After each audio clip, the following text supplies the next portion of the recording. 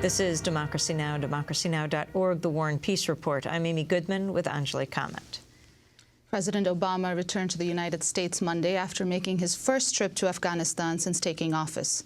In just a 6-hour visit, Obama met Afghan President Hamid Karzai and other top Afghan officials before addressing a group of U.S. soldiers at Bagram Air Base.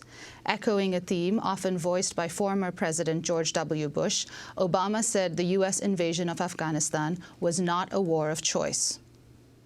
We can't forget why we're here. We did not choose this war. This was not an act of America wanting to expand its influence, of us wanting to meddle in somebody else's business. We were attacked viciously on 9/11. Thousands of our fellow countrymen and women were killed. And this is the region where the perpetrators of that crime, Al-Qaeda, still base their leadership. Plots against our homeland, plots against our allies, plots against the Afghan and Pakistani people are taking place as we speak right here.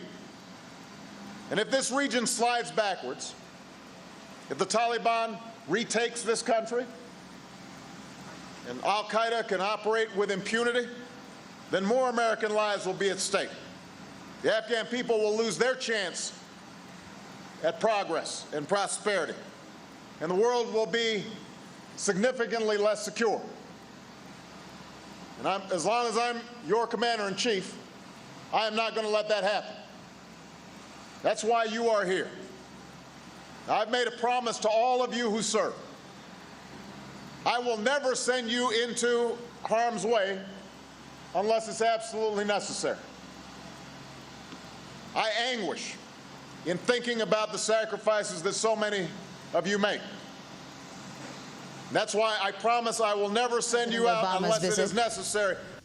Comes 4 months after he ordered 30,000 more troops to Afghanistan, bringing the total to 50,000 since he took office. It's one of several decisions that have led anti-war critics to accuse Obama of adopting a foreign policy much in line with President Bush's second term. Well, we're joined now by a man who played a major role in efforts to end the Vietnam War in the 70s. In 1971, the then Rand Corporation analyst Daniel Ellsberg leaked to the media what became known as the Pentagon Papers, a 7,000-page classified history outlining the true extent of U.S. involvement in Vietnam. After avoiding a life sentence on espionage charges, Daniel Ellsberg has continued to speak out against U.S. militarism until the present day. He joins us now from the University of California at Berkeley. Welcome to Democracy Now!, Dan Ellsberg.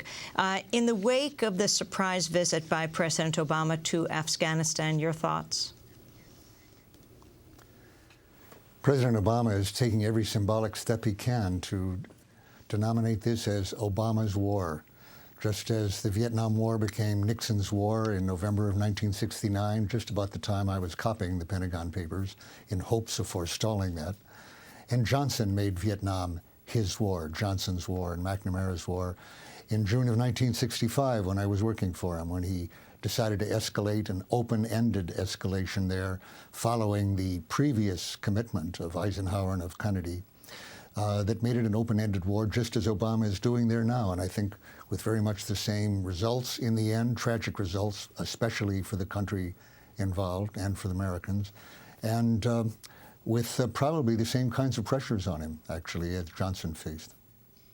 I saw you speak, Dan Ellsberg, here in New York after production of Top Secret, a very interesting play about not the New York Times and the Pentagon Papers. They were the first to begin to print them, but were then enjoined by the Nixon government. And then the Washington Post started to print the Pentagon Papers, and that's what this was about. But afterwards, you talked about the U.S. ambassador to Afghanistan and how important what Ambassador Eikenberry had to say in these memos and cables that were made public. Can you talk about those? Yeah. Well, for years now, really since we set out to go into Iraq on much the same kinds of lies in 2002 that sent us into Vietnam when I was in the Pentagon. Since then, I've been saying to officials in the government, don't do what I did. do what I wish I had done in 63 or 64, before we had entered the war, before the bombs had fallen. Don't wait, as I did, till we were in the war and the war was essentially unstoppable, before telling the truth about the hopelessness understood within the government, and the impossibility, the unlikelihood of any kind of victory there, but do it now.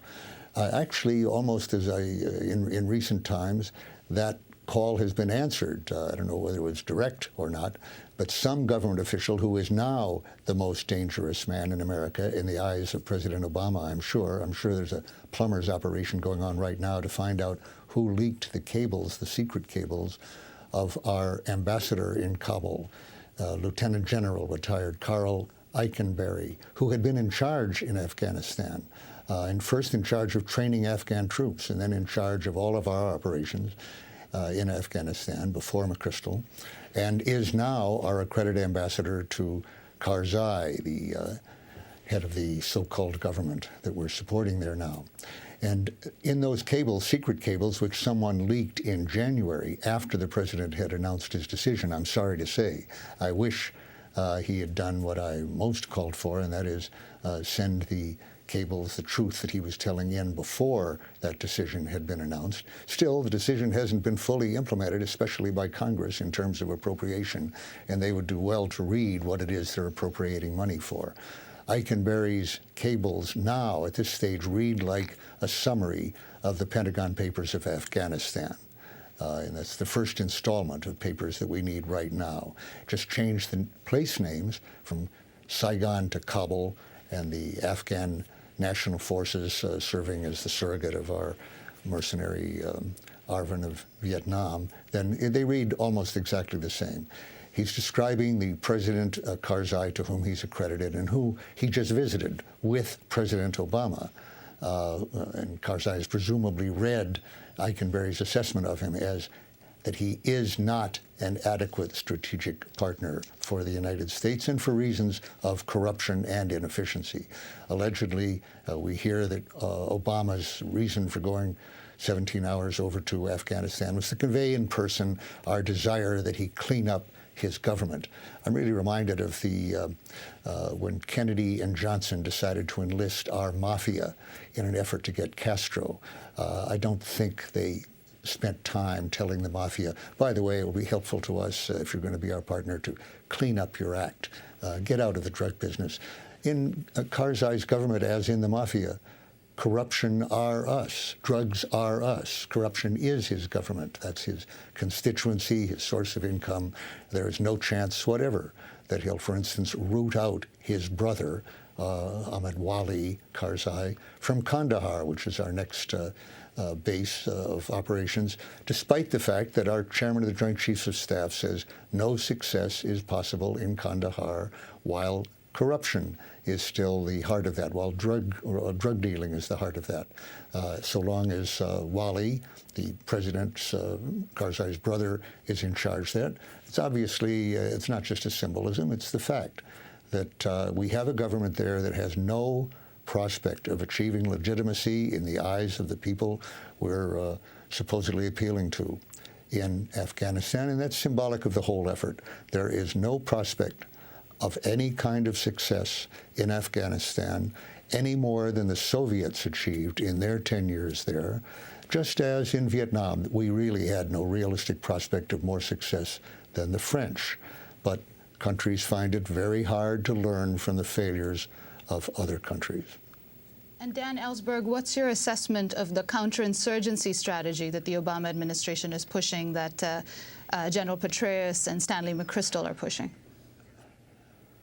I'm very familiar with that theory because that's what I was working in Vietnam so many years, the counterinsurgency theory, strategy theory. My job was to evaluate its, quote, progress, which meant lack of progress, total stalemate, total lack of progress in Vietnam. And to that end, I visited 38 of the 43 provinces of Vietnam and reported stalemate, which McNamara heard and understood even while the word progress was the word to be used, just as Obama was talking about progress.